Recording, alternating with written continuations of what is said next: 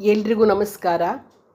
ಶ್ರೀ ರಾಮರೂಪಕದಲ್ಲಿ ಸುಂದರಕಾಂಡವನ್ನು ಹೇಳ್ತಾ ಇದ್ದೆ. ಮಹಾಬಲನಾದ ಹನುಮಂತ ಎದುರಿಸಲು ಅಸಾಧ್ಯವಾದ, ಸಾಮಾನ್ಯರಿಂದ ದಾಟಲು ಸಾಧ್ಯವಾದ ಸಮುದ್ರವನ್ನು ಲಂಘಿಸಿ ಸ್ವಸ್ಥಚಿತ್ತನಾಗಿ ತ್ರಿಕೂಟ ಪರ್ವತದ ಶಿಖರದಲ್ಲಿರತಕ್ಕಂತಹ ಲಂಕಾಪಟ್ಟಣವನ್ನು ನೋಡ್ತಾನೆ.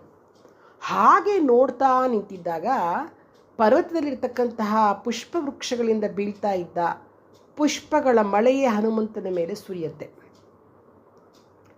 ಅದರಿಂದ ಹನುಮಂತ ಪುಷ್ಪಮಯವಾಗಿರೋ ಏನೋನು ಹಾಗೆ ಪ್ರಕಾಶಿಸ್ತಾನೆ. ಅವನು ಹೋಗುತ್ತಿದ್ದ ವನವು ಸುಂದರವಾಗಿತ್ತು. ಅನೇಕ ಸುಂದರ ಸರೋವರಗಳನ್ನು, ವಿಧವಾದ ಕ್ರೀಡಾಸ್ಥಾನಗಳನ್ನು, ಜಲಾಶಯಗಳನ್ನು ನೋಡ್ತಾನೆ. ರಮ್ಯವಾದ ಉದ್ಯಾನವನಗಳನ್ನು ವೀಕ್ಷಿಸ್ತಾನೆ. ಅಲ್ಲಿಂದ ಮುಂದೆ ಲಂಕಾಪಟ್ಟಣವನ್ನು ನೋಡ್ತಾನೆ. ಸೀತಾದೇವಿಯನ್ನು ಅಪಹರಿಸಿ ತಂದು ಲಂಕೆಯಲ್ಲಿಟ್ಟಿದ್ದ ಕಾರಣ ಭಯಂಕರವಾದ ಧನುಸ್ಸುಗಳನ್ನು ಹಿಡಿದು ಸುತ್ತಲೂ ತಿರುಗಾಡ್ತಿದ್ದ ರಾವಣನಿಂದ ಯುಕ್ತರಾಗ್ತಕ್ಕಂಥ ರಾಕ್ಷಸರಿಂದ ನಿರಂತರವಾಗಿ ರಕ್ಷಿಸಲ್ಪಡ್ತಿದ್ದ ಲಂಕಾಪಟ್ಟಣವನ್ನು ಹನುಮಂತ ವೀಕ್ಷಣೆ ಮಾಡ್ತಾನೆ. ಸುವರ್ಣಮಯವಾದ ಪ್ರಾಕಾರದಿಂದ ಸಮಾವೃತವಾಗಿದ್ದ ಮಹಾಪುರಿಯಾದ ಲಂಕಾಪಟ್ಟಣದಲ್ಲಿ ಶರತ್ಕಾಲದ ಮೇಘಗಳಂತೆ ಮತ್ತು ಪರ್ವತಗಳಂತೆ ಅತಿ ದೊಡ್ಡದಾದ ಸೌಧಗಳಿದ್ವು. ಬಿಳುಪಾಗಿ ಕಾಣುತ್ತಿದ್ದ ಉದ್ದುದ್ದವಾದ ರಾಜಬೀದಿಗಳಿದ್ವು. ಆ ಪಟ್ಟಣ ನೂರಾರು ಉಪ್ಪರಿಗೆ ಮನೆಗಳಿಂದ ಅದು ಸಮಲಂಕೃತವಾಗಿತ್ತು. ಎಲ್ಲೆಡೆಯಲ್ಲಿಯೂ ಪತಾಕೆಗಳು, ಧ್ವಜಗಳು ಹಾರಾಡ್ತಿದ್ವು. ಅಂತಹ ಸುಂದರವಾದ ಲಂಕಾಪಟ್ಟಣವನ್ನು ಹನುಮಂತ ನೋಡ್ತಾನೆ. ಆ ಲಂಕಾಪಟ್ಟಣ ಸುವರ್ಣಮಯವಾದ ಮತ್ತು ದಿವ್ಯವಾದ ತೋರಣಗಳಿಂದ ಶೋಭಾಯಮಾನವಾಗಿ ಕಾಣ್ತಿತ್ತು. ಸ್ವರ್ಗದ ಅಮರಾವತಿಯಂತೆಯೇ ಕಾಣ್ತಿತ್ತು. ವಿಶ್ವಕರ್ಮನಿಂದ ನಿರ್ಮಿಸಲ್ಪಟ್ಟಿದ್ದ ಆ ಪಟ್ಟಣ ಸುಂದರ ತರುಣಿಯಂತೆ ಶೋಭಿಸ್ತಿತ್ತು. ಪ್ರಾಕಾರವೇ ಇವಳ ಜಘನ ಪ್ರದೇಶ, ವಿಶಾಲವಾದ ಸಮುದ್ರ ಮತ್ತು ವನವೇ ಇವಳ ಸೀರೆ, ಶತಘ್ನಿ ಶೂಲ ಎಂಬುವೇ ಕೇಶರಾಶಿಗಳು, ಎತ್ತರವಾದ ಉಪ್ಪರಿಗೆ ಮನೆಗಳೇ ಕರ್ಣಾಭರಣಗಳು. ಇಂತಹ ಸುಂದರವಾದ ಲಂಕಾಪಟ್ಟಣವು ಹಿಂದೆ ಕುಬೇರನ ವಾಸಸ್ಥಾನವಾಗಿತ್ತು. ರಾಕ್ಷಸರಿಂದ ರಕ್ಷಿಸಲ್ಪಟ್ಟ ಅಂತಹ ಸುಭದ್ರವಾದ ರಕ್ಷಣೆಯನ್ನು ಪಟ್ಟಣದ ಸುತ್ತಲೂ ಇದ್ದ ಸಾಗರವನ್ನು ನೋಡ್ತಾ ಹನುಮಂತ ಸೀತಾದೇವಿಯನ್ನು ಹುಡ್ಕೋದು ಹೇಗೆ ಅಂತ ಯೋಚನೆ ಮಾಡೋಕ್ಕೆ ಶುರು ಮಾಡ್ತಾನೆ. ಒಂದು ವೇಳೆ ಕಪಿವೀರರು ಕಷ್ಟಪಟ್ಟುಕೊಂಡು ಇಲ್ಲಿಗೆ ಬಂದರೂ ಪ್ರಯೋಜನವಿಲ್ಲದಂತಾಗ್ತಾರೆ. ಯುದ್ಧ ಮಾಡಿ ಲಂಕೆಯನ್ನು ಗೆಲ್ಲಲು ದೇವತೆಗಳಿಂದಲೂ ಸಾಧ್ಯವಾಗಲಾರದು. ಇಂತಹ ಅಭೇದ್ಯವಾದ ಅತ್ಯಂತ ದುರ್ಗಮವಾದ ಸ್ಥಳಕ್ಕೆ ಬಂದರೂ ಶ್ರೀರಾಮ ಏನು ತಾನೇ ಮಾಡಲಿಕ್ಕೆ ಸಾಧ್ಯ? ವೇಗವಂತರಾದ 4 ಕಪೀಶ್ವರರು ಮಾತ್ರವೇ ಇಲ್ಲಿಗೆ ಬರಬಹುದು. ಯಾರಂದರೆ ವಾಲಿಯ ಮಗನಾದ ಅಂಗದ, ನೀಲ, ಸುಗ್ರೀವ ಹಾಗೂ ನಾನು. ಈ 4 ಮಾತ್ರ ಇಲ್ಲಿ ಬರೋಕ್ಕೆ ಸಾಧ್ಯ ಆಗುತ್ತೆ. ಆದ್ದರಿಂದ ಸೈನ್ಯವನ್ನು ಇಲ್ಲಿಗೆ ಕರೆತರುವುದು ಸಾಧ್ಯವೇ ಇಲ್ಲ. ಸೀತೆ ಬದುಕಿದ್ದಾಳೋ ಇಲ್ವೋ ಅನ್ನೋದೇ ಮೊದಲು ತಿಳ್ಕೋಬೇಕು. ನಂತರ ಮುಂದೇನು ಮಾಡಬೇಕೆಂಬುದನ್ನು ಅವಳೊಡನೆಯೇ ಆಲೋಚಿಸ್ತೀನಿ ಅಂತ ಹೇಳ್ತಾ ಯೋಚನೆ ಮಾಡ್ತಾ ಬರ್ತಾನೆ. ಬಲಿಷ್ಠರಾದ ಮಹಾಕ್ರೂರಿಗಳಾದ ರಾಕ್ಷಸರಿಂದ ರಕ್ಷಿಸಲ್ಪಟ್ಟಿರ್ತಕ್ಕಂಥ ರಾಕ್ಷಸರ ಈ ಲಂಕೆಯನ್ನು ಹನುಮಂತ ಚಿಕ್ಕದಾಗಿ ಆಕಾರ ಮಾಡಿಕೊಂಡು ರಾತ್ರಿಯಲ್ಲಿ ಪ್ರವೇಶ ಮಾಡ್ತೀನಿ ಅಂತ ಡಿಸೈಡ್ ಮಾಡ್ಕೊಂಡ್ಬಿಡ್ತಾನೆ. ಪ್ರದೋಷ ಕಾಲವಾಗ್ತಾ ಇದ್ದ ಹಾಗೇ ವೀರ್ಯವಂತನಾದ ಹನುಮಂತ ಶೀಘ್ರವಾಗಿ ಮೇಲಕ್ಕೆ ಹಾರಿ ಚೆನ್ನಾಗಿ ವಿಂಗಡಿಸಲ್ಪಟ್ಟಿರುವ ರಾಜಮಾರ್ಗಗಳುಳ್ಳ ಲಂಕಾಪಟ್ಟಣವನ್ನು ಪ್ರವೇಶ ಮಾಡ್ತಾನೆ. ಆ ಲಂಕಾಪಟ್ಟಣದಲ್ಲಿ ಪ್ರಾಸಾದಗಳು ಸಾಲಾಗಿದ್ವು. ಪ್ರತಿಯೊಂದು ಪ್ರಾಸಾದದಲ್ಲಿಯೂ 7-8 ಉಪ್ಪರಿಗೆಗಳಿದ್ವು. ಮತ್ತು ಬಿಳುಪಾಗಿರ್ತಕ್ಕಂತಹ ಭವನಗಳ ಸಾಲುಗಳಿಂದ ಯುಕ್ತವಾಗಿತ್ತು. ಸುವರ್ಣಮಯವಾದ ತೋರಣಗಳಿಂದ, ಜಾಲರಿಗಳಿಂದ ಸಮಲಂಕೃತವಾಗಿದ್ವು. ರಾವಣೇಶ್ವರನ ಭುಜಬಲದಿಂದ ರಕ್ಷಿಸಲ್ಪಟ್ಟಿತ್ತು. ಅಂತಹ ಲಂಕಾಪಟ್ಟಣ ಅದನ್ನು ಹನುಮಂತ ನೋಡ್ತಾನೆ. ನಕ್ಷತ್ರಗಳ ಸಮೂಹಗಳೊಡನೆ ಹುಟ್ಟಿ ಅವುಗಳ ಮಧ್ಯದಲ್ಲಿ ವಿರಾಜಿಸುತ್ತಿದ್ದ ಅನೇಕ ಸಹಸ್ರ ರಶ್ಮಿಗಳಿಂದ ಯುಕ್ತವಾಗಿದ್ದ ಚಂದ್ರನು ಕೂಡ ಹನುಮಂತನಿಗೆ ಸಹಾಯ ಮಾಡುವ ಇಚ್ಛೆಯಿಂದಲೋ ಎಂಬಂತೆ ಎಲ್ಲೆಡೆಯಲ್ಲಿಯೂ ಬೆಳದಿಂಗಳನ್ನು ಹೊರಚೆಲ್ಲುತ್ತಾ ಉದಯಿಸ್ತಾನೆ. ಆಗ ತಾನೇ ಉದಯಿಸಿದ್ದ ಚಂದ್ರ ಶಂಖದ ಪ್ರಭೆಯಂತೆ ಪ್ರಭೆಯುಳ್ಳವನಾಗಿದ್ದ. ಹಾಲಿನ ಮತ್ತು ತಾವರೆ ದಂಟಿನ ಬಣ್ಣದಿಂದ ಪ್ರಕಾಶಿಸುತ್ತಿದ್ದ. ಸರೋವರದಲ್ಲಿ ಹಂಸ ಪಕ್ಷಿಯು ತೇಲ್ಕೊಂಡು ಹೋಗೋ ಹಾಗೆ ನಿರ್ಮಲವಾದ ಆಕಾಶದಲ್ಲಿ ತೇಲ್ಕೊಂಡು ಹೋಗ್ತಿದ್ದ ಅಂತಹ ನಯನ ಮನೋಹರವಾದ ಚಂದ್ರನನ್ನು ಹನುಮಂತ ನೋಡ್ತಾನೆ. ಆನಂತರ ಹನುಮಂತ ನಗರದ ಎಲ್ಲ ಭಾಗಗಳನ್ನು ನೋಡ್ತಾನೆ. ಅತ್ಯಂತ ಆಶ್ಚರ್ಯ ಆಗುತ್ತೆ. ಅಲ್ಲಿಯ ಸೌಧಗಳ ಬಾಗಿಲುಗಳೆಲ್ಲವೂ ಸುವರ್ಣಮಯಗಳಾಗಿದ್ವು, ವೈಢೂರ್ಯದಿಂದ ತುಂಬಿದ್ವು. ಜಗಲಿಗಳೆಲ್ಲ ವಜ್ರಗಳಿಂದ, ಸ್ಫಟಿಕಗಳಿಂದ, ಮುತ್ತು ಮಣಿಗಳಿಂದಲೂ ಕೂಡಿದ ನೆಲಗಳಿಂದ ಸಮಲಂಕೃತವಾಗಿದ್ವು. ಸೌಧಗಳು ಸುವರ್ಣಮಯವಾದ ಗೋಪುರಗಳಿಂದ ಕೂಡಿದ್ದು, ಪರಿಶುದ್ಧವಾದ ಬೆಳ್ಳಿಯಂತೆ ಬಿಳುಪಾಗಿದ್ವು. ಸ್ಫಟಿಕಮಯವಾದ ಧೂಳುಳ್ಳ ಒಳಾಂಗಣದಿಂದ ಯುಕ್ತವಾಗಿದ್ವು. ಅತ್ಯಂತ ಸುಂದರವಾದ ಭವನಗಳಿಂದ ವ್ಯಾಪ್ತವಾಗಿದ್ದ ಲಂಕಾಪಟ್ಟಣವನ್ನು ಹನುಮಂತ ನೋಡಿ ನೋಡಿ ನೋಡಿ ಆಶ್ಚರ್ಯವೋ ಆಶ್ಚರ್ಯ. ಅಲ್ಲಿದ್ದ ಉದ್ಯಾನವನಗಳಲ್ಲಿ ಕ್ರೌಂಚಗಳು, ನವಿಲುಗಳು ನಿನಾದ ಮಾಡ್ತಿದ್ವು. ಸರೋವರಗಳೆಲ್ಲ ರಾಜಹಂಸಗಳು ವಾಸ ಮಾಡ್ತಿದ್ವು. ಕುಬೇರನ ಅಲಕಾಪಟ್ಟಣ,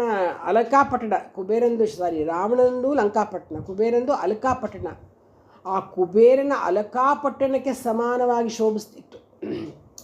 ತ್ರಿಕೂಟ ಪರ್ವತದ ಶಿಖರದಲ್ಲಿದ್ದರಿಂದ ಆ ಪಟ್ಟಣವು ಆಕಾಶಕ್ಕೆ ಹಾರಲಿಕ್ಕೆ ರೆಡಿ ಏನೋ ಕಾಣಿಸ್ತಾ ಇತ್ತು, ಎದ್ದು ಕಾಣಿಸ್ತಿತ್ತು.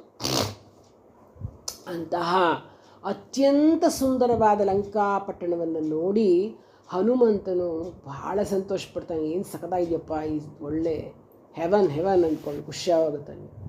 ಆ ಸಮಯದಲ್ಲಿ ಲಂಕಾಪಟ್ಟಣವು ಹನುಮಂತನಿಗೆ ಕ್ಷಣಕಾಲ ವಸ್ತ್ರಾದಿಭೂಷಣಗಳಿಂದ ಅಲಂಕೃತಳಾದ ಸುಂದರ ಯುವತಿಯಂತೆಯೇ ಕಂಡಿತು. ರತ್ನಮಯವಾದ ಕೋಟೆಯು ಲಂಕಾಸುಂದರಿಯ ವಸ್ತ್ರವಾಗಿ ಕಂಡಿತು. ಗಗನಚುಂಬಿಯಾದ ಸಭಾಭವನಗಳೇ ಸುಂದರಿಯ ಶಿರೋಭೂಷಣಗಳಂತೆ ಇದ್ವು. ಪ್ರಾಕಾರಗಳ ಮೇಲಿದ್ದ ಯಂತ್ರಾಗಾರಗಳೇ ಯುವತಿಗಳ ಸ್ತನಗಳ ರೂಪದಲ್ಲಿದ್ದವು. ಕಡುಚಲುವೆಯಾದ ಲಂಕಾ ಯುವತಿಯು ದೊಡ್ಡ ದೊಡ್ಡ ಸೌಧಗಳ ಪ್ರಕಾಶಮಾನವಾದ ದೀಪಗಳಿಂದ ಕತ್ತಲೆಯನ್ನು ದೂರ ಮಾಡಿ ದೇದೀಪ್ಯಮಾನಳಾಗಿ ಬೆಳಗ್ತಾ ಇದ್ಲು.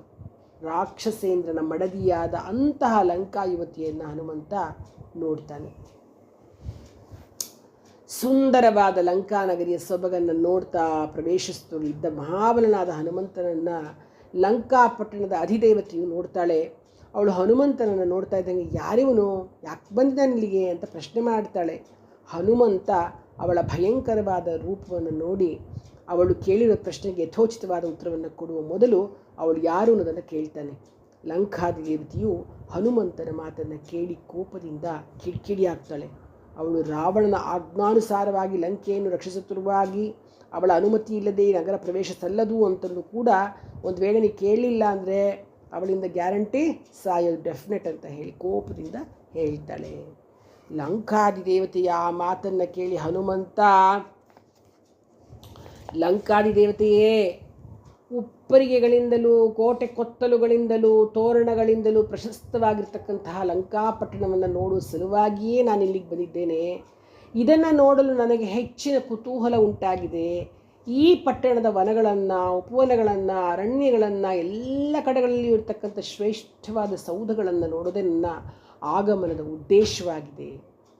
ಆಗ ಲಂಕಾದಿದೇವತೆಯು ಕಠೋರವಾಗಿ ಹೇಳ್ತಾಳೆ, ವಾನರಾಧಮನೆ, ನನ್ನನ್ನು ಜಯಿಸದೆ ರಾಕ್ಷಸೇಶ್ವರನಿಂದ ಪರಿಪಾಲಿಸಲ್ಪಡ್ತಿರ್ತಕ್ಕಂತಹ ಈ ಲಂಕಾಪಟ್ಟಣವನ್ನು ನೀವು ನೋಡಲಿಕ್ಕೆ ಸಾಧ್ಯ ಇಲ್ಲ. ಅದಕ್ಕೆ ಹನುಮಂತ ಹೇಳ್ತಾನೆ, ಮಂಗಳೇ, ಈ ಪಟ್ಟಣವನ್ನು ಒಮ್ಮೆ ನೋಡಿ ನಾನು ಎಲ್ಲಿಂದ ಬಂದಿರುವೆನೋ ಅಲ್ಲಿಗೆ ಪುನಃ ಹೊರಟೋಗ್ತೇನೆ ಅಂತಾನೆ. ಆಗ ಲಂಕಾಧಿದೇವತೆಯು ಪರಮಕ್ರುದ್ಧಳಾಗಿ ಭಯಂಕರವಾಗಿ ಗರ್ಜನೆಯನ್ನು ಮಾಡ್ತಾ ಅಂಗೈನಿಂದ ಹನುಮಂತನನ್ನು ವೇಗವಾಗಿ ಪ್ರಹರಿಸ್ತಾಳೆ. ರಾಕ್ಷಸೆಯಿಂದ ಬಲವಾಗಿ ಪ್ರಹರಿಸಲ್ಪಟ್ಟ ಹನುಮಂತ ಘರ್ಜಿಸುತ್ತಾ ಎಡಗೈನ ಬೆರಳುಗಳನ್ನು ಮುಷ್ಟಿಗಟ್ಟಿಕೊಂಡು ರಾಕ್ಷಸೆಯನ್ನು ಗಟ್ಟಿಯಾಗಿ ಪ್ರಹರಿಸ್ತಾನೆ. ಲಂಕಾದಿದೇವತೆಯನ್ನು ಸ್ತ್ರೀ ಅಂತ ಭಾವಿಸಿದ ಹನುಮಂತ ಅವಳ ಮೇಲೆ ಹೆಚ್ಚು ಕೋಪಗೊಳ್ಳಲಿಲ್ಲ. ಆ ಪ್ರಹಾರದಿಂದಲೇ ಅವಳ ಶರೀರ ಝರ್ಝರಿತವಾಗಿಬಿಡುತ್ತೆ. ವಿಕಾರವಾಗಿ ಮುಖ ಮಾಡಿಕೊಂಡು ಭೂಮಿ ಮೇಲೆ ಬಿದ್ದುಬಿಡ್ತಾಳೆ. ಪೆಟ್ಟು ತಿಂದು ಉದ್ವಿಗ್ನಳಾಗಿದ್ದ ರಾಕ್ಷಸಿಯು ಹನುಮಂತನಿಗೆ ಗದ್ಗದ ಧ್ವನಿಯಿಂದ ಹೇಳ್ತಾಳೆ, ಮಹಾಬಾಹುವೆ, ಪ್ರಸನ್ನನಾಗು, ನನ್ನನ್ನು ಸಂರಕ್ಷಿಸು. ಮಹಾಬಲರಾದ ಧೈರ್ಯವಂತರಾದ ಪುರುಷರು ಸಮಯಗಳಲ್ಲಿ ಶಾಸ್ತ್ರ ಮರ್ಯಾದೆಯನ್ನು ಮೀರಿ ನಡೆದುಕೊಳ್ಳುವುದಿಲ್ಲ. ಧರ್ಮ ಮಾರ್ಗದಲ್ಲಿಯೇ ಸ್ಥಿರವಾಗಿರ್ತಾರೆ. ಶಾಸ್ತ್ರಗಳಲ್ಲಿ ಸ್ತ್ರೀಯು ಅಬದ್ಧಳೆಂದು ಹೇಳಿದೆ. ಆದ್ದರಿಂದ ನೀನು ನನ್ನ ಪ್ರಾಣಹರಣ ಮಾಡಬೇಡ. ಈ ಲಂಕಾಪಟ್ಟಣದ ಮೂರ್ತ ಸ್ವರೂಪಳೇ ನಾನಾಗಿದ್ದೇನೆ. ಪರಾಕ್ರಮದಿಂದ ನೀನಿಂದು ನನ್ನನ್ನು ಜಯಿಸಿದ್ದೀಯ. ಹಿಂದೆ ಬ್ರಹ್ಮನು ನನಗೆ ವರವೊಂದನ್ನು ಕೊಟ್ಟಿದ್ದ. ಅದೇನೆಂದರೆ, ಯಾವಾಗ ವಾನರನೊಬ್ಬನು ನಿನ್ನ ಬಳಿಗೆ ಬಂದು ಪರಾಕ್ರಮದಿಂದ ನಿನ್ನನ್ನು ಜಯಿಸುವನೋ ಆಗ ರಾಕ್ಷಸರಿಗೆ ಭಯವು ಒದಗಿ ಬಂದಿತೆಂದು ನೀನು ತಿಳಿದುಕೋಬೇಕು ಅಂತಕ್ಕಂತಹ ಒಂದು ವರ ನಮಗೆ ಬ್ರಹ್ಮ ಕೊಟ್ಟಿದ್ದ. ನಿನ್ನ ದರ್ಶನದಿಂದ ಆ ಸಮಯ ಈಗ ನನಗೆ ಪ್ರಾಪ್ತವಾಗಿದೆ. ಬ್ರಹ್ಮ ಹೇಳಿದುದು ಸತ್ಯವಾಗಿ ಪರಿಣಮಿಸಿದೆ. ಅವನು ಹೇಳಿರುವ ಮಾತು ಬದಲಾಗೋದೇ ಇಲ್ಲ. ಸೀತಾ ನಿಮಿತ್ತವಾಗಿ ದುರಾತ್ಮನಾದ ರಾವಣನಿಗೂ ಎಲ್ಲ ರಾಕ್ಷಸರಿಗೂ ವಿನಾಶವು ಸನ್ನಿಹಿತವಾಗಿದೆ. ನೀನೀಗ ರಾವಣನಿಂದ ಪರಿಪಾಲಿಸಲ್ಪಡ್ತಿರ್ತಕ್ಕಂತಹ ಈ ಲಂಕಾಪಟ್ಟಣವನ್ನು ಪ್ರವೇಶಿಸಿ ಯಾವ ಯಾವ ಕಾರ್ಯಗಳನ್ನು ಮಾಡಲು ಅಪೇಕ್ಷಿಸ್ತಿದೆಯೋ ಆ ಎಲ್ಲ ಕೆಲಸಗಳನ್ನು ಮಾಡ್ಕೊ ಹೋಗು ಅಂಥೇಳಿ ಕಳಿಸ್ಬಿಡ್ತಾಳೆ. ಸರಿ, ಹನುಮಂತ ಲಂಕಾಧಿದೇವತೆಯನ್ನು ಗೆದ್ದು ಪ್ರಧಾನ ದ್ವಾರದಿಂದ ಪ್ರವೇಶಿಸದೆ ಕೋಟೆಯ ಗೋಡೆಯನ್ನು ಹಾರಿ ಲಂಕೆಯನ್ನು ಪ್ರವೇಶ ಮಾಡ್ತಾನೆ. ಅದೂ ರಾತ್ರಿ ವೇಳೆಯಲ್ಲಿ ಎಡಗಾಲನ್ನ ಮೊದಲಿಟ್ಟುಕೊಂಡು ಪ್ರವೇಶ ಮಾಡ್ತಾನೆ. ಶತ್ರುಗಳ ತಲೆಯ ಮೇಲೂ ಪಾದವನ್ನಿಡ್ತಾನೆ. ಹನುಮಂತ ರಾತ್ರಿಯಲ್ಲಿ ಮುತ್ತುಗಳಿಂದಲೂ ಅರಳಿದ ಪುಷ್ಪಗಳಿಂದಲೂ ಅಲಂಕರಿಸಲ್ಪಟ್ಟು ರಾರಾಜಿಸುತ್ತಿದ್ದ ರಾಜಮಾರ್ಗವನ್ನು ಆಶ್ರಯಿಸಿ ರಮ್ಯವಾದ ಲಂಕಾಪಟ್ಟಣಕ್ಕೆ ಅಭಿಮುಖವಾಗಿ ಪ್ರಯಾಣ ಮಾಡ್ತಿರ್ತಾನೆ. ಆ ಸಮಯದಲ್ಲಿ ಲಂಕಾಪಟ್ಟಣ ಬಿಳಿಯ ಮೋಡಕ್ಕೆ ಸದೃಶವಾಗಿದ್ದ, ಶುಭಪ್ರದವಾಗಿದ್ದ, ಪದ್ಮ, ಸ್ವಸ್ತಿಕ ಮತ್ತು ವರ್ಧಮಾನಗಳೆಂಬ ಆಕೃತಿಗಳಿಂದ ಕೂಡಿದ್ದ, ಸರ್ವತ್ರ ಸಿಂಗರಿಸಿದ್ದ ರಾಕ್ಷಸರ ಮನೆಗಳಿಂದ ಪ್ರಜ್ವಲಿಸುತ್ತಿತ್ತು. ರಾಜಮಾರ್ಗವನ್ನು ಆವರಿಸಿಕೊಂಡು ನಿಂತಿದ್ದ ರಾಕ್ಷಸರ ಸಮೂಹಗಳನ್ನು ನೋಡ್ತಾ ಮಾರುತಿಯು ಮುಂದಕ್ಕೆ ಹೋಗ್ತಾನೆ. ಹನುಮಂತ ವಿಧ ವಿಧ ಬಗೆಯ ರಾವಣನ ಅನುಚರನನ್ನು ಲಂಕೆಯ ಮಧ್ಯಮ ಕಕ್ಷೆಯಲ್ಲಿ ನೋಡ್ತಾನೆ. ಹನುಮಂತ ಹಾಗೇ ಮುಂದುವರ್ಕೊಂಡು ಹೋಗ್ತಿರ್ಬೇಕಾದ್ರೆ ಅನೇಕ ರಾಕ್ಷಸರನ್ನು, ನಾನಾ ವಿಧವಾದ ವೇಷಧಾರಿಗಳನ್ನು ನೋಡ್ತಾನೆ. ನಗರ ರಕ್ಷಣೆಯಲ್ಲಿಯೇ ಏಕಾಗ್ರತೆಯಿಂದ ನಿರತರಾಗಿರ್ತಕ್ಕಂತಹ ರಾಕ್ಷಸಾಧಿಪತಿಯಾದ ರಾವಣನಿಂದ ಆಜ್ಞಪ್ತರಾಗಿದ್ದ ಲಕ್ಷ ಮಂದಿ ರಾಕ್ಷಸರು ಅಂತಃಪುರದ ಮುಂಭಾಗದಲ್ಲಿ ನೋಡ್ತಾನೆ. ಅನಂತರ ಹನುಮಂತ ರಾವಣನ ಸುವಿಖ್ಯಾತವಾದ ಪರ್ವತದ ಅಗ್ರಭಾಗದಲ್ಲಿದ್ದ ಭವ್ಯವಾದ ಅರಮನೆಯನ್ನು ನೋಡ್ತಾನೆ. ಆ ಅರಮನೆಗೆ ಸುವರ್ಣಮಯವಾದ ಮುಂಬಾಗಿಲಿತ್ತು. ಬಿಳಿಯ ಕಮಲಗಳಿಂದ ವಿಭೂಷಿತವಾದ ಕಂದಕಗಳಿಂದ ಅದು ಸುತ್ತುವರಿಯಲ್ಪಟ್ಟಿದ್ದಿತು. ಸುತ್ತಲೂ ಪ್ರಾಕಾರವಿದ್ದಿತು. ಸ್ವರ್ಗ ಸದೃಶವಾಗಿದ್ದ ಆ ರಾಜಭವನವು ದಿವ್ಯನಾದದಿಂದ ನಿನಾದಿತವಾಗಿದ್ದಿತು. ಅಲ್ಲಿ ಕುದುರೆಗಳ ಹೇಷಾರವೂ ಕೇಳಿಬರುತ್ತಿದ್ದಿತು. ಶುಭ ಲಕ್ಷಣಗಳಿಂದ ಕೂಡಿದ ಆನೆ, ಕುದುರೆಗಳು, ವಿಮಾನಗಳು ಆ ಅರಮನೆಯಲ್ಲಿದ್ದವು. ಅರಮನೆಗೆ ಸುಂದರವಾದ ಮಹಾದ್ವಾರವಿತ್ತು. ಮಹಾವೀರ್ಯರಾದ ಸಾವಿರಾರು ರಾಕ್ಷಸರು ಆ ದಿವ್ಯ ಭವನವನ್ನು ಸರ್ವಕಾಲದಲ್ಲಿಯೂ ರಕ್ಷಿಸ್ತಿದ್ರು. ಅಂತಹ ಅತಿಗೋಪ್ಯವಾಗಿದ್ದ ರಾವಣನ ಅರಮನೆಯನ್ನು ಹನುಮಂತ ನೋಡ್ತಾನೆ. ರಾವಣನ ಅಂತಃಪುರ ಹೆಂಗೆ ಅಂದರೆ ಜಂಬೂ ನದಿಯಲ್ಲಿ ಸಿಗ್ತಕ್ಕಂತಹ ಸುವರ್ಣದಿಂದ ನಿರ್ಮಿತವಾಗಿರ್ತಕ್ಕಂತಹ ಪ್ರಾಕಾರದಿಂದ ಕೂಡಿತ್ತು. ಒಳಭಾಗವು ಅನರ್ಘ್ಯವಾದ ಮುತ್ತಿನ ಮಣಿಗಳಿಂದ ಸಮಲಂಕೃತವಾಗಿತ್ತು. ಶ್ರೇಷ್ಠವಾದ ಕಾಲಾಗುರು ಚಂದನ ಧೂಪಗಳಿಂದ ಧೂಪಿತವಾಗಿತ್ತು. ಅಂತಹ ಪರಮಾದ್ಭುತವಾದ ಕಾಂತಿಯಿಂದ ಕೂಡಿದ ಅಂತಃಪುರವನ್ನು ಹನುಮಂತ ಪ್ರವೇಶ ಮಾಡ್ತಾನೆ. ಹನುಮಂತ ರಾವಣನ ಅಂತಃಪುರದೊಳಗಡೆ ಬರೋ ವೇಳೆಗೆ ಸುಮಾರು ಅರ್ಧರಾತ್ರಿ ಆಗಿತ್ತು. ಆಗ ಚಂದ್ರ ಗಗನದ ಒಂದು ಮಧ್ಯಕ್ಕೆ ಬಂದುಬಿಟ್ಟಿದ್ದ. ಪ್ರಕಾಶಮಾನವಾದ ಚಂದ್ರನ ಉದಯದಿಂದ ರಾತ್ರಿಯ ಸಹಜರೂಪವಾದ ಕತ್ತಲೆ ಕಣ್ಮರೆಯಾಯಿತು. ಇಂತಹ ಸಮಯದಲ್ಲಿ ಹನುಮಂತ ಹಲವಾರು ಸ್ತ್ರೀ ಪುರುಷರನ್ನು ನೋಡ್ತಾನೆ. ಕೆಲವು ಮಂದಿ ಪತಿವ್ರತೆಯರನ್ನು ನೋಡ್ತಾನೆ, ಕೆಲವು ವಿರಹಿಗಳನ್ನು ನೋಡ್ತಾನೆ, ಕೆಲವು ಜಗಳಗಂಟಿಗಳನ್ನೂ ನೋಡ್ತಾನೆ. ಕೆಲವು ಸ್ತ್ರೀಯರು ತಾರೆಯಂತೆ ಬೆಳಕು ಮತ್ತು ಹೊಳಪಿನಿಂದ ಕೂಡಿದ್ರು. ಕೆಲವರು ರಮಣನಿಂದ ಆಲಂಗಿಸಲ್ಪಟ್ಟು ಲಜ್ಜಾವತಿಯರಾಗಿ ಕಾಣಿಸ್ತಿದ್ರು. ಇನ್ನು ಕೆಲವರು ಹೂಗಳ ಮಧ್ಯದಲ್ಲಿ ವಿಹರಿಸುವ ಹೆಣ್ಣು ದುಂಬಿಗಳಂತೆ ವಿಹರಿಸ್ತಿದ್ರು. ಮತ್ತು ಕೆಲವು ಪತಿವ್ರತೆಯರು ಉಪ್ಪರಿಗೇರಿ ತಮ್ಮ ಪತಿಯರ ತೊಡೆಯ ಮೇಲೆ ವಿಹರಿಸುತ್ತಿದ್ದರು. ಕೆಲವು ಸ್ತ್ರೀಯರು ವಿರಹಿಗಳಾಗಿದ್ದರು. ಕೆಲವರು ಚಂದ್ರಮುಖಿಯರು ಅವಳ ಪತಿಗಳನ್ನು ಹಾಯಾಗಿದ್ದರು. ಉತ್ತಮ ಮುಖ, ನೇತ್ರ, ತೆಪ್ಪೆಗಳುಳ್ಳ ಚಂದ್ರಮುಖಿಯರನ್ನು ಮಿಂಚಿನಂತೆ ಹೊಳೆಯುತ್ತಿದ್ದ ಅವರ ಆಭರಣಗಳನ್ನು ಸೀತಾನ್ವೇಷಣಾ ದೃಷ್ಟಿ ಇಟ್ಟು ಹನುಮಂತ ವೀಕ್ಷಿಸುತ್ತಿದ್ದ. ಇಷ್ಟಾದರೂ ಸತ್ಕುಲ ಸಂಪನ್ನೆಯಾದ ಸೀತೆ ಮಾತ್ರ ಕಾಣಿಸ್ಲೇ ಇಲ್ಲ ಅವನಿಗೆ. ಸೀತಾದೇವಿಯು ವಿರಹ ಪೀಡಿತಳಾಗಿದ್ಲು. ಅವಳು ಸುರಿಸ್ತಿದ್ದ ಕಣ್ಣೀರು ಕುತ್ತಿಗೆಯವರು ಹರಿದು ಹೋಗ್ತಿತ್ತು. ಈಗ ಕಂಬನಿ ತುಂಬಿದ ಕಂಠದಿಂದ ಕೂಡಿರ್ತಕ್ಕಂಥ ಅವಳು ಹಿಂದೆ ಬಹುಮೂಲ್ಯವಾದ ಮತ್ತು ಶ್ರೇಷ್ಠವಾದ ಕಂಠಾಭರಣಗಳಿಂದ ಕಂಗೊಳಿಸುತ್ತಿದ್ದವಳು. ಅತ್ಯಂತ ಕುಶಲಾಗಿದ್ದ ಅವಳು ಭಗ್ನವಾದ ಮನೋರಥವುಳ್ಳವಳಾಗಿದ್ಲು. ಅಂತಹ ಅವಸ್ಥೆಯಲ್ಲಿದ್ದ ಸೀತೆಯು ಹನುಮಂತರಿಗೆ ಅಲ್ಲೆಲ್ಲೂ ಕಾಣಿಸಲೇ ಇಲ್ಲ. ವಾಗ್ಮಿಗಳಲ್ಲಿ ಶ್ರೇಷ್ಠನಾದ ಮನುಜೇಶ್ವರನಾದ ಶ್ರೀರಾಮನ ಪತ್ನಿಯನ್ನು ಬಹಳ ಹೊತ್ತಿನವರೆಗೂ ಕಾಣದೆ ಹನುಮಂತ ಸ್ವಲ್ಪ ಕಾಲ ವಿವೇಚನೆ ಇಲ್ಲದೆ ಮೂರ್ಖನಂತೆ ದುಃಖ ಆಗ್ಬಿಡ್ತಾನೆ. ಏನಪ್ಪ ಇದು ಎಲ್ಲೂ ಕಾಣಿಸ್ತಾ ಇಲ್ವಲ್ಲ ಅಂತ. ಹಾಗೇ ಹನುಮಂತ ಸೀತೆಯನ್ನು ಕಾಣದೆ ದುಃಖಿತನಾಗಿ ಲಂಕೆ ಸುತ್ತಲೂ ಪುನಃ ಹುಡುಕಬೇಕು ಅಂತ ಬಹಳ ಫಾಸ್ಟಾಗಿ ಹೋಗ್ತಾ ಇದ್ದಾನೆ. ಹಾಗೇ ಬರ್ತಿರ್ಬೇಕಾದ್ರೆ ರಾವಣನ ಅರಮನೆಗೆ ಬರ್ತಾನೆ. ಹನುಮಂತ ಸುಂದರವಾದ ರಾವಣನ ಅರಮನೆಯನ್ನು ಸಂಪೂರ್ಣವಾಗಿ ನೋಡ್ತಾನೆ. ಸೀತೆಯನ್ನು ಹುಡುಕಲಿಕ್ಕೆ ರಾಕ್ಷಸರ ಒಂದು ಮನೆಯಿಂದ ಮತ್ತೊಂದು ಮನೆಗೆ ಹೋಗ್ತಾ ಇರ್ತಾನೆ. ಸುತ್ತಲೂ ಇದ್ದ ಉದ್ಯಾನವನಗಳಿಗೂ ಹೋಗಿ ಅಲ್ಲಿಯೂ ಹುಡುಕ್ತಾ ಇರ್ತಾನೆ. ಸ್ವಲ್ಪವೂ ಭಯವಿಲ್ಲದವನಾಗಿ ಲಂಕೆಯಿದ್ದ ಪ್ರತಿಯೊಂದು ಪ್ರಾಸಾದದಲ್ಲಿಯೂ ಕೂತ್ಕೊಂಡು ಸೀತಾದೇವಿಯನ್ನು ಹುಡುಕ್ತಾ ಸಂಚರಿಸ್ತಾ ಇರ್ತಾನೆ. ಹನುಮಂತ ಹಾರಿಕೊಂಡೇ ಪ್ರಹಸ್ತನ ಮನೆಗೆ ಹೋಗ್ತಾನೆ. ಅಲ್ಲಿಂದ ಮಹಾಪಾರ್ಶ್ವನೆಂಬ ರಾಕ್ಷಸ ಮುಖ್ಯನ ಮನೆಗೆ ಹಾರ್ತಾನೆ. ಅಲ್ಲಲ್ಲಿಯೂ ಸೀತೆಯನ್ನು ಕಾಣದೆ ಕುಂಭಕರ್ಣನ ಮನೆಗೆ ಹೋಗ್ತಾನೆ. ಅಲ್ಲಿಂದ ಮುಂದೆ ಅವನು ವಿಭೀಷಣನ ಮನೆಗೆ ಹೋಗ್ತಾನೆ. ಅಲ್ಲಿಯೂ ಸೀತಾದೇವಿಯನ್ನು ಕಾಣದೆ ಮುಂದೆ ಮಹೋದರ, ವಿರೂಪಾಕ್ಷ, ವಿದ್ಯುಜ್ಜಿಹ್ವ ವಿದ್ಯುನ್ಮಾನಿಗಳ ಮನೆಗೆ ಹೋಗ್ತಾನೆ. ಹಾಗೆ ಎಲ್ಲರ ಮನೆಗೂ ಹೋಗಿ ಹೋಗಿ ಹೋಗಿ ಹೋಗಿ ಹುಡ್ಕೊಂಡು ಕಡೆಗೆ ಸೀತಾದೇವಿ ಸಿಗದೆ ಕಡೆಗೆ ನಿರಾಶನಾಗಿ ರಾವಣನ ಮನೆಗೆ ಅರಮನೆಗೆ ಬರ್ತಾನೆ. ರಾವಣನ ಆ ಉತ್ತಮೋತ್ತಮವಾದ ಅರಮನೆಯ ಎತ್ತರದಲ್ಲಿರತಕ್ಕಂತಹ ಮೇಘದೋಪಾದಿಯ ಅಷ್ಟು ಎತ್ತರದಲ್ಲಿತ್ತು ಒಂದು ಅರಮನೆ. ಬಹಳ ಮನೋಹರವಾಗಿತ್ತು. ಸುವರ್ಣದಂತೆ ಸುಂದರವಾಗಿಯೂ ರಾಕ್ಷಸರ ಅಧಿಪತಿಯಾದ ರಾವಣನ ಆತ್ಮಬಲಕ್ಕೆ ಅನುರೂಪನಾಗಿಯೂ ಇತ್ತು. ಭೂಮಿಯ ಮೇಲೆ ವ್ಯಾಪಿಸಿರುವ ಸ್ವರ್ಗದಂತೆ ಶೋಭಿಸ್ತಾ ಅನುಪಮವಾದ ಕಾಂತಿಯಿಂದ ಹೊಳೆಯುತ್ತಿತ್ತು. ಅನೇಕ ರತ್ನರಾಶಿಗಳಿಂದ ಸಮೃದ್ಧವಾಗಿತ್ತು. ನಾನಾ ವಿಧವಾದ ವೃಕ್ಷಗಳ ಕುಸುಮಗಳಿಂದ ವ್ಯಾಪ್ತವಾಗಿದ್ದು ಪುಷ್ಪಗಳ ಧೂಳಿಯಿಂದ ವ್ಯಾಪ್ತನಾದ ಪರ್ವತದಂತೆಯೇ ಕಾಣ್ತಿತ್ತು. ಅಂತಹ ಅನುಪಮ ಸೌಂದರ್ಯದ ಅರಮನೆಯನ್ನು ಹನುಮಂತ ನೋಡ್ತಾನೆ. ಆನಂತರ ಹನುಮಂತ ಆಕಾಶದಲ್ಲಿ ರಾವಣನ ವಿಮಾನವನ್ನು ನೋಡ್ತಾನೆ. ಅದು ವಿದ್ಯುನ್ಮಾಲೆಗಳಿಂದ ಸುಶೋಭಿತವಾದ ಮೇಘದಂತೆ ಶ್ರೇಷ್ಠರಾದ ನಾರೀಮಣಿಯರಿಂದ ಬೆಳಗ್ತಿತ್ತು. ಶ್ರೇಷ್ಠವಾದ ಹಂಸಗಳಿಂದ ಒಯ್ಯಲ್ಪಡ್ತಿರುವಂತೆ ಕಾಣ್ತಿತ್ತು. ಕಾಂತಿಯುಕ್ತವಾಗಿದ್ದ ವಿಮಾನ ಸಮೀಚೀನವಾಗಿ ನಿರ್ಮಿಸಲ್ಪಟ್ಟಿತ್ತು. ಅನೇಕ ವಿಧವಾದ ಗೈರಿಕಾದಿ ಧಾತುಗಳಿಂದ ಚಿತ್ರಿತವಾಗಿರ್ತಕ್ಕಂಥ ಪರ್ವತದಂತೆ ಆ ವಿಮಾನ ಕಾಣಿಸ್ತಿತ್ತು. ಗ್ರಹಗಳಿಂದಲೂ ಚಂದ್ರನಿಂದಲೂ ಚಿತ್ರಿತವಾಗಿ ಕಾಣುವ ಆಕಾಶದಂತಿತ್ತು. ಒಟ್ಟುಗೂಡಿದ ಸುಂದರವಾದ ಮೇಘಗಳ ಸಮೂಹದಂತೆ ಕಾಣಿಸ್ತಿತ್ತು.